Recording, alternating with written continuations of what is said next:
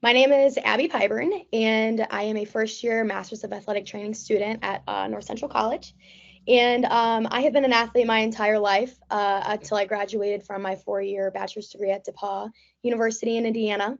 And so the topic of today's conversation is the transition of college athletes to normal life. And so for today's podcast, I have two amazing graduate students as well with me, not athletic training, so I'll let them have the floor for their introduction as well. So whoever wants to go first. So my name's Peyton. I am a second-year PhD student at the University of North Carolina at Greensboro. Like Abby, I was an athlete my whole life. I played golf. I played golf in college in upstate New York. And so I was really interested in the transition out of sport. And so my focus, being a Division III athlete, is really on the Division III experience with transition out of sport. And so how we can help athletes with overall physical, mental well-being, health-related quality of life once they end their career as an athlete and kind of enter the world through a new lens. Yeah, my name is YJ. I'm a second-year PhD student at University of North Carolina at Greensboro. Like Peyton, we're in the same lab. I played ice hockey for 20 years at a professional and international level. I represented my country at the 2018 Winter Olympics, where the Olympic was held in my home country. In terms of my academic background, I did my undergraduate and my master's at Korea University, majoring in physical education. And as I graduate from master's program, I retired. And then I wanted to pursue this research in America. So I came over 2 years ago to study this transition from sport. Very cool. All right. Thank you, guys. So kind of to lead into our first topic, is kind of based on the first article that I had sent you both. So as I mentioned before, I was an athlete. I played softball since I was the age of 5 until, like I said, I graduated my 4-year degree last year. And so when I was choosing this topic of discussion, it was very broad. We could have picked any type of thing we wanted to talk about. And so I felt a very deeper meaning towards the transition because I myself has struggled with that transition like a couple months ago, recently to now. And so, as much as I love DePaul, I could go on and on and on about how I love DePaul. There wasn't a lot of resources for me there. I loved my AT there. She was amazing. Shout out Kara Campbell. But, there weren't a lot of contacts or advice that was given to me throughout my process of my senior year transitioning and graduating. So one of the main things that I had found in that article was a conversation between, I'm going to butcher his name, but Dr. Eddie Cormo and an interviewer.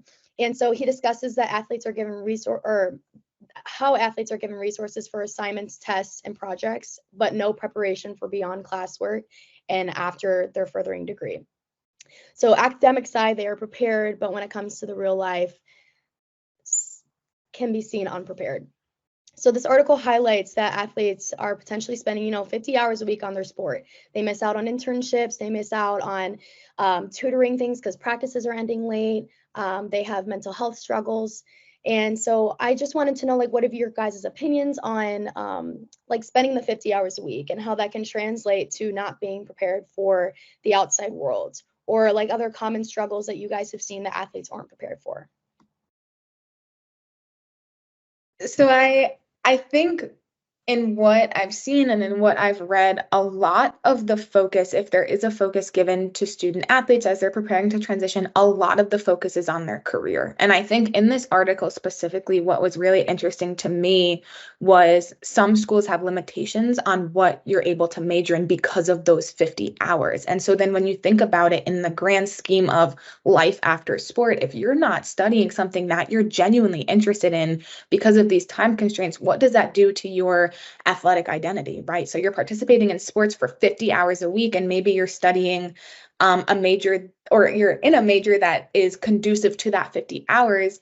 You transition out of sport, and maybe you have a really high athletic identity because you didn't have the time or the space to study something that you were interested in. And if you did have that, maybe your athletic identity could still be very high, but you would also have other things to fall back on, if that makes sense. And so that's what I thought of in terms of being prepared for post-grad, that I feel like that might start at that initial level when you're a freshman and you're like, oh, what am I going to study? What can I study with the time constraints that athletics is putting on me? So I would say those are my thoughts on that. Yeah. Yeah, echoing Peyton's, the career-related challenges and vocational aspect of transitions are, I believe, the major concerns, and it's raised by the research too. And those are the problems that athletes also anticipate for, but do not have much support and answer for it. But on the other hand, navigating physical and mental health issues and those aspects of transitions are mostly overlooked. So navigating healthcare system to take care of bodily injury and long-term health issues, those are really important, but really not yet anticipated and are overlooked. So I think those are the conversations that are really needed for athletes who are preparing for transition. Yeah, no, I definitely agree. And Peyton, especially with what you said about choosing certain majors, I think that that's something that's not even in a freshman's mind based on, when they go to college, or how they don't even know how many hours a week that they're going to be having to do. And that's something that, they have to figure out through their first year. And I think that's also something that plays a role in the stress, and something that, pushes the other mental health challenges. So I think that what you had mentioned, that definitely didn't come to my mind, at least when I was a freshman. And I think that that's something that, a lot of kids can use help with and guidance with as well.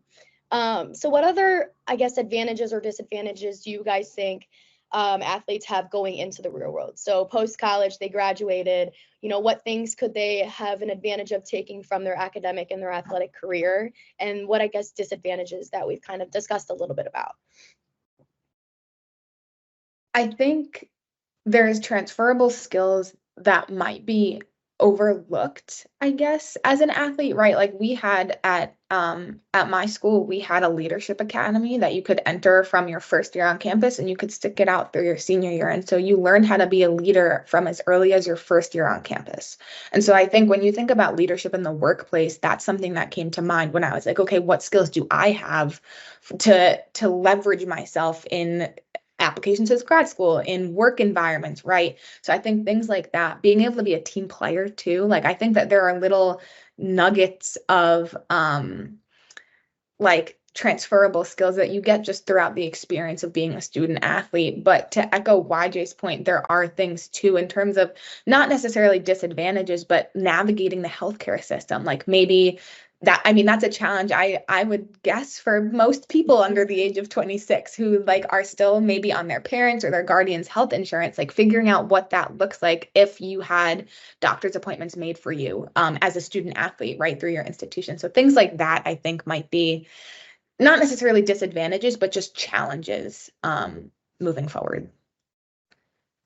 Yeah, a lot of my responses overlap and in line with what Peyton said. So transferable skills have been like those communications around transferable skills are definitely important, but those are not really emphasized compared to the disadvantage that athletes transition from sport. So transferable skills include like leadership and endurance, but specifically for me, the goal setting and how to achieve that goal is really something that athletes can do well, and that is really transferable. Athletes are also open-minded, and they are coachable and trainable, and also in the outside world, they always like seek to perform beyond the people's expectation and even your self expectations, right?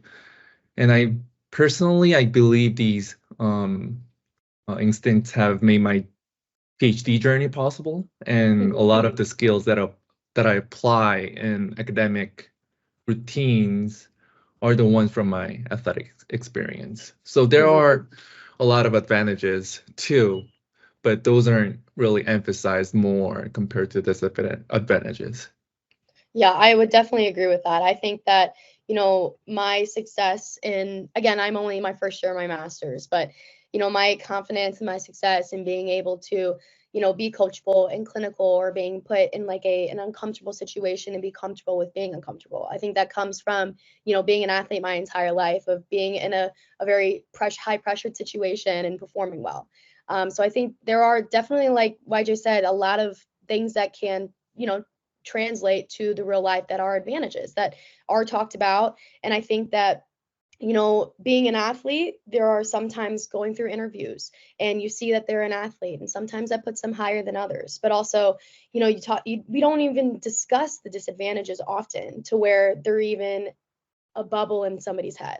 So I think that the transition of, being from an athlete and also going into the workforce, or postgraduate degree, that definitely helps a lot. I do agree with that.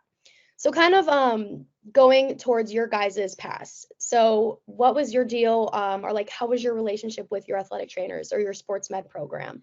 And so how did they support you? How did they not support you? I know that I loved my athletic trainer. She was amazing for me.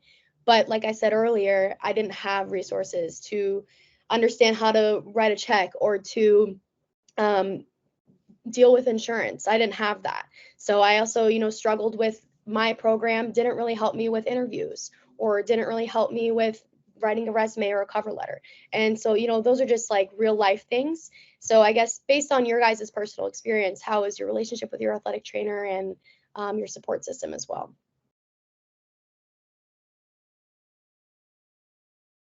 So with my athletic trainer, we had one specific for the golf team. Every sport at Ithaca had one designated to them. There was like, they would work with maybe 5 or 6 teams, but you had a specific AT that you worked with. And I really liked ours. I didn't see him all that much, just because I was fortunate to not have a ton of injuries, but it was really nice because he knew golf. He played golf himself. And so I think that made conversations a lot easier when I did have to go see him.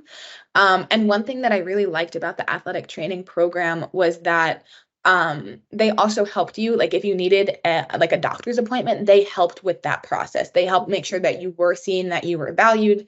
And so that process, I think, was probably where they helped the most with athletes as a whole on our campus. But in terms of transition, we didn't really talk about much of that with them. They came in at the beginning of every year, just as like an introduction to athletic training for everyone returning. But in terms of transition, we really didn't touch on that all that much.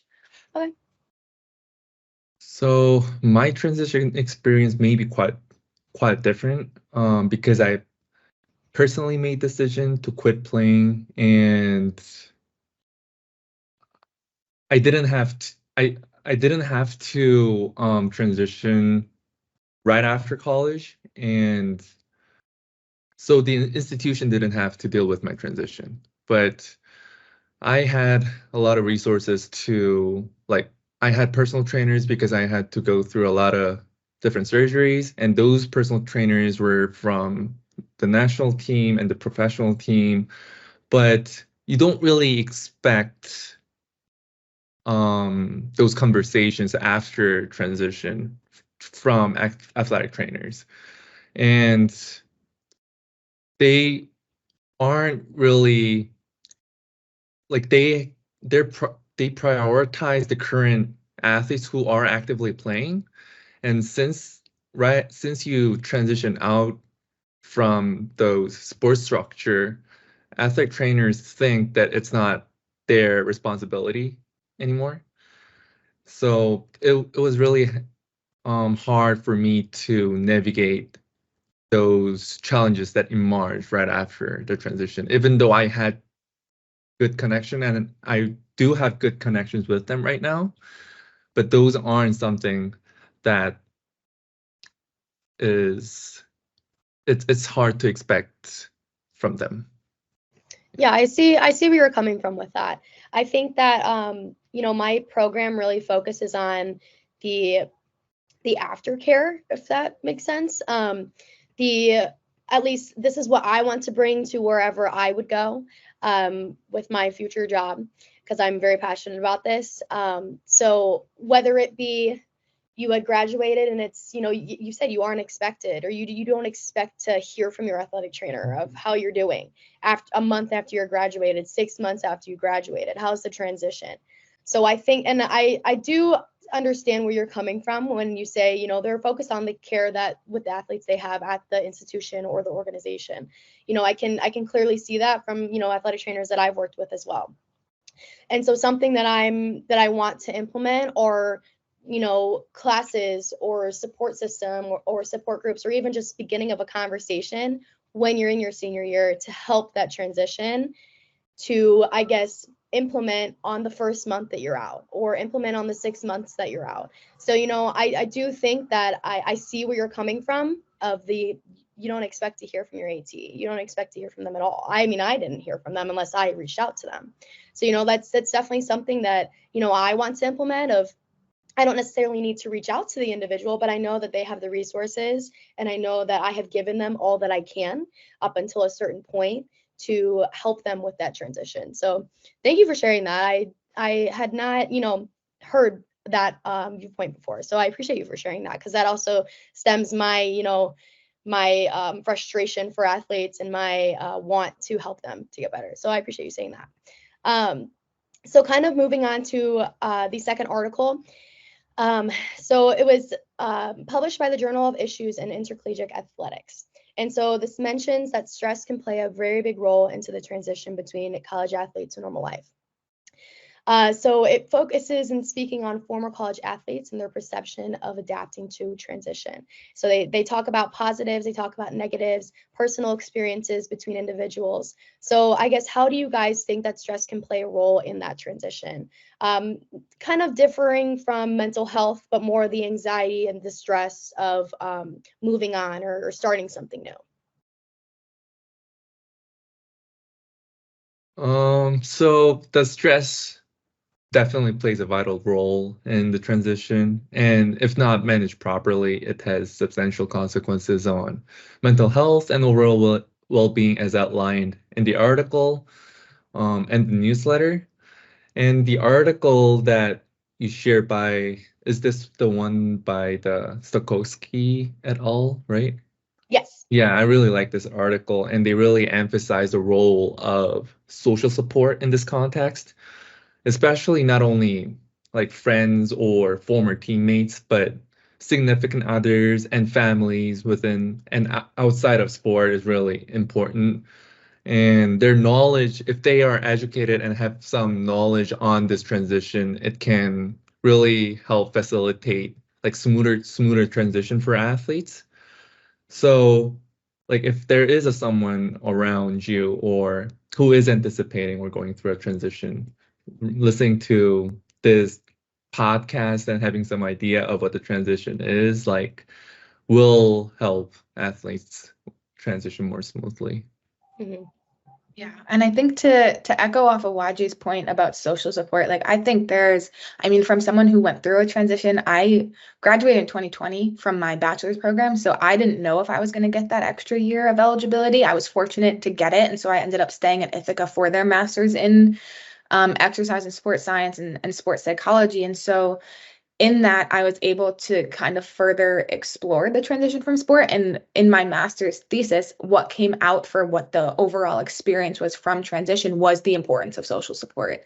And so to YJ's point, I think it's so important whether or not it comes from sport. Like, yes, it can be teammates, it can be coaches, but also people outside of sport. That goes back to that first point that we were talking about majors and having like people outside of that sport network. I think that's so important because of how much anxiety comes from moving into this new stage of your life. Like you said, outside of just the mental health issues that might arise, like the just overall transitioning into this new area or this new like phase. I think it's so important to have social support and in a wide variety.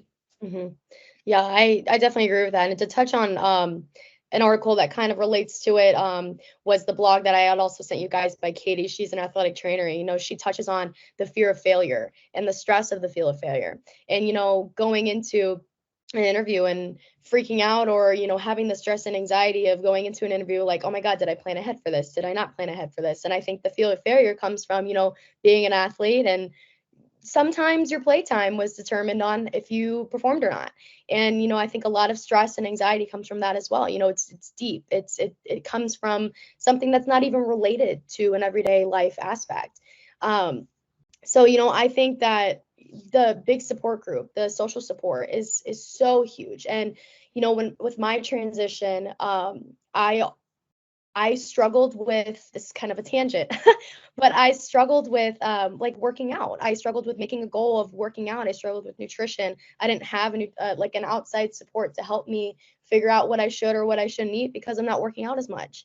I struggled to have another outside support of, what goal do I need to work out? I'm not looking to pass a fitness test. I'm not looking to get stronger to hit the ball harder. I'm not looking to throw the ball harder, because those are out of my life. I don't do that anymore. And so I think that's something that I've struggled was, handling my anxiety, because I have very severe anxiety.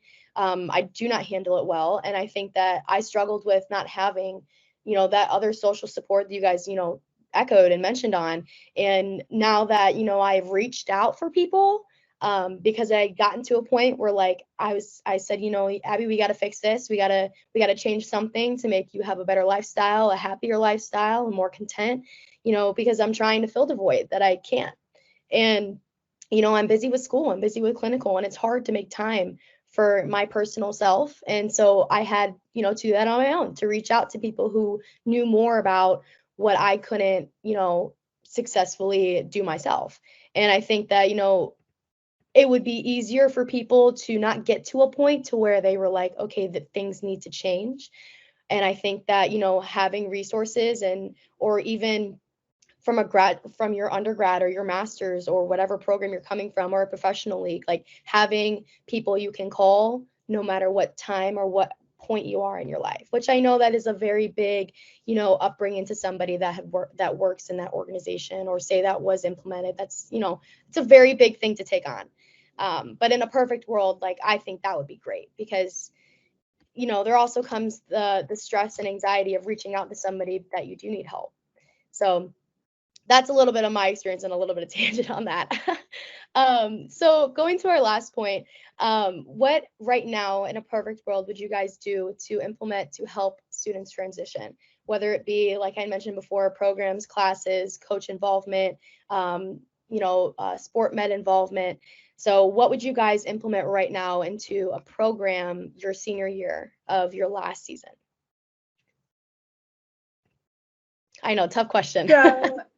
Yeah, so it's actually funny because I got almost this exact question from someone in the audience when I was at ASP this past fall. Really? Yeah, because I had talked about what exists at the Division III level for transition from sport. And so the audience member was like, well, what, like, does it fall on the coaches? Does it fall, like, who does it fall on? And I think that's like the $1 million question, right? It's like, well, who, because the coaches have all of these responsibilities, the like certain people in the athletic department, perhaps that's where it falls. And I don't know what, I know this doesn't directly answer the question, but I don't know what an ideal program or what an ideal class would look like, because there's so much variability in the student athlete experience, but also it's so, in some cases, it's very constrained. There's a lot of constraint with how much free time they have. So I think it's figuring out what, like, where are we starting from? So I think like going all the way, not to make backwards progress, I guess, but like to kind of just assess like, okay, what do we have that's working and what do we have that's not working? And then where do we go from there? So like I said, I think that's like the $1 million question. Right. But I think it starts with having conversations like the ones that we're having right now, talking about articles, talking about like our own experiences, and kind of leaning into that a little bit of like, well, what do I wish I had? What did I have that was great? What did I have that wasn't super helpful? And what do I wish was made available to me? Or what do I wish I knew that I could give to the people who are graduating from my program? Like things like that. So I think it's a really great question. I just don't know that I have a totally solid answer for you. Fair enough. So yeah, just like what Peyton's mentioned, so I don't think it's just a responsibility from just the coaches or just from athletic trainers. more interdisciplinary work is needed. And this is one of the point that manuscript which we recently submitted last year. It's called Call It an Evolution. It's a recommendation to athletic trainers. But at the end, we conclude by we need more interdisciplinary work from others. And in terms of like interdisciplinary work, so like work from CMPC, so Certified Mental Performance Consultant, sports psychologist who has expertise in psychological aspects, but also from athletic trainers who has expertise in physiological and physical aspects. And communication around the athletic identity that Peyton talked about in the beginning, that communication, I think, is really the key point because you have to navigate those shifts in major identity that you live with for a whole life. So for tangible support, I think designing a specific program for student athletes, maybe just for senior level if it's possible, or in general, like designing a specific program for student athletes to anticipate and prepare for this transition would definitely help, not only career related, but also managing physical and mental health issues from so maybe like some courses can be taught by athletic trainers and CMPC, sports psychologists, and some courses can be from like formal collegiate alumni who have went through this transition and can share their experience. So I think all those collaborative effort is needed in this context because transition is really complex and there are a lot of factors and determinants that can affect the quality of this transition. Yeah, and to touch on that, I think that in a perfect world, that would be amazing. And I think that would help a lot. It's just, the issue of everyone's an individual and everyone handles things completely different. And I think that, trying to make a program just to try and poke holes and things, trying to make a program that is fit for everyone when everyone handles stress, anxiety, real life, working out, nutrition, everything completely different. Some people are more motivated than that. Some people want to get better, some people don't. Some people want to, succeed in higher levels, and some people, just want to ride their wave. So I think that making a program, which would be very difficult to individualize people, would be perfect world, ideal. We have multiple people from other professions, come and talk. And I really like what you said, YJ, about different programs being, or different classes being, scared me, sorry. Different programs or different professions like teaching a certain topic. So yeah, that is all I have. I do want to give you guys a little bit of time to talk about your own research and your own program and what you guys have been doing too. So yeah, if you guys want to share anything, you guys have the floor. I think just off your last point, Abby, how like trying to poke holes in individualizing programs. I think you see, and some of the research that I'm doing is looking into, like I said, what exists, right, for transition programs. And if you go way back to like early NCAA, when we start talking about these transition programs, you have the CHAMPS or the life skills program. And with poking holes, they're talking about how not everyone is the same, right? Like you have colleges that are adapting this, where back to the earlier point, some of them are taking the career focus, some of them are taking maybe general transferable life skills, or some of them are taking like a focus on physical activity, right? Like I know Dr. Reifsteck and Dr. Brooks and the Moving On program at UNCG. We have some, I say we, like collectively as a school, has those articles available. Like, I think seeing so much variability, it's like how much is too much, but also on the complete other side, maybe some people are ready to transition and they're like, well, I don't need that. You know what I mean? So I think that it's a little bit of, it's such an interesting topic to dive into. And I'm sure you've seen in the research, I know me and YJ have as well, just like how much of it exists, but how much of it is so variable in what exists right now. So my ultimate goal is to like facilitate adaptive transition out of sport by applying identity theory and relevant frameworks. And my line of research really overlaps with the communication that we had today, and specifically how the development of student athletes' identities associates with indicators of adaptive transitions, because their identities will shift ultimately, and how they develop their identities as a student athlete will affect their transition qualities at the end. So, and I'm also from South Korea, and so I'm applying these concepts and currently conducting cross-cultural examinations to see how the findings are relevant or different from the Western context. And generally, I think there should be more research and awareness and support for athlete sport transition, because every athlete has to transition out of sport one day, and to promote more like successful transition, not only athletic trainers, but the interdisciplinary work is needed, and support from close related others like friends, family, and significant others. And those are all important conversations. Yeah, no, I definitely agree with you guys. So just to kind of wrap everything up, we talked about, programs, we talked about poking holes in ideas, we talked about mental health, we talked about the preparedness of athletes going into the transition. And, Peyton and YJ, you mentioned that it needs to be a discussion that's talked about, and the $1 million question of where do we start? And Peyton, you did mention this before, it's great that we're having discussions talking about this stuff and reading things and researching. And, I know that you guys obviously do a lot more extensive research on this than I do. And this is, an assignment for me, but I am very passionate about it. And I love hearing from both of you guys. So I appreciate you guys coming today and talking to me. It's very informational for me as well, and that I could take to my class and talk to my classmates about it. So yeah. Thank you again, and I hope you guys have a good rest of your day. Thank you. Yeah, bye-bye. Yeah, bye.